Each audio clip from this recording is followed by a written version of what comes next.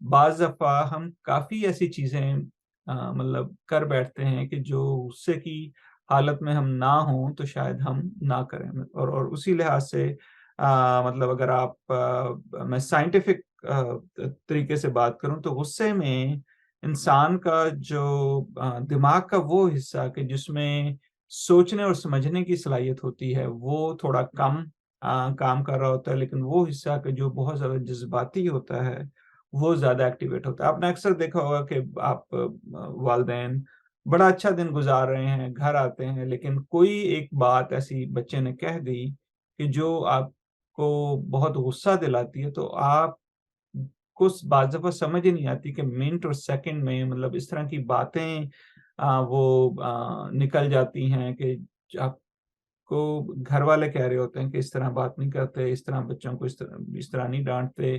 ये तो छोटी-सी बात थी, आपने खामख़ा जो है ना इतना बुरा-भला कह दी, क्योंकि आपको अंदाज़ा ही नहीं होता कि आप उन जज़्बात की रो में आकर क्या-क्या कुछ कह देते हैं, कह जाते हैं और उससे दूसरों की बच्चों की ख़ास तौर पे नफ्सियात पर कितना बुरा असर होता है।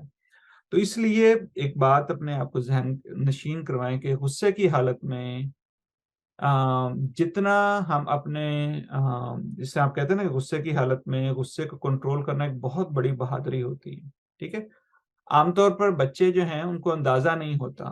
वो तो अपने बचपना में अपनी जो है ना वो आप यूँ समझ लें कि नादानी में वो इस तरह की चीज़ें कह जाते हैं, इस तरह की चीज़ें कर जाते हैं। मिसाल के तौर पर छोटे भाई को आपने ये ले दिया, मुझे क्यों नहीं लेके दिया?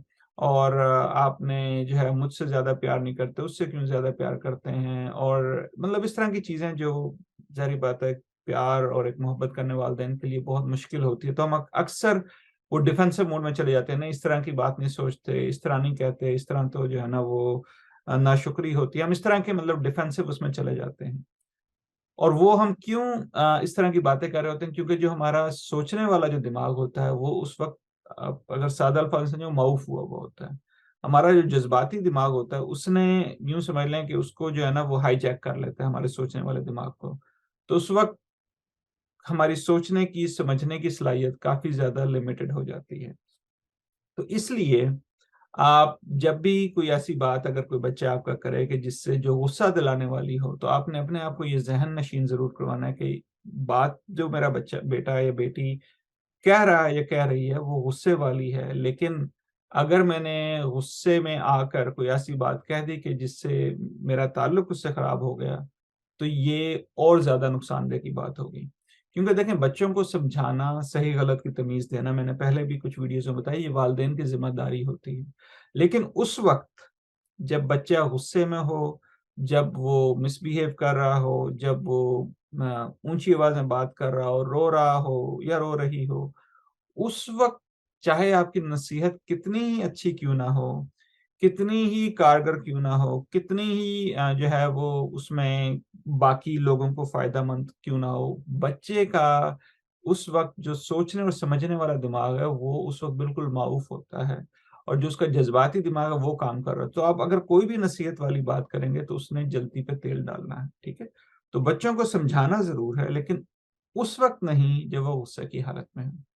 जब वो थोड़े से रिलैक्स हो जाएँ, काम हो जाएँ, तो उस वक़्त आप उनको प्यार से उस वक़्त उनको समझाएँगे, तो आपकी बात का, आपकी नसीहत का उनको समझना और उनको जो है वो उस पर अमल करना भी आसान हो जाएगा।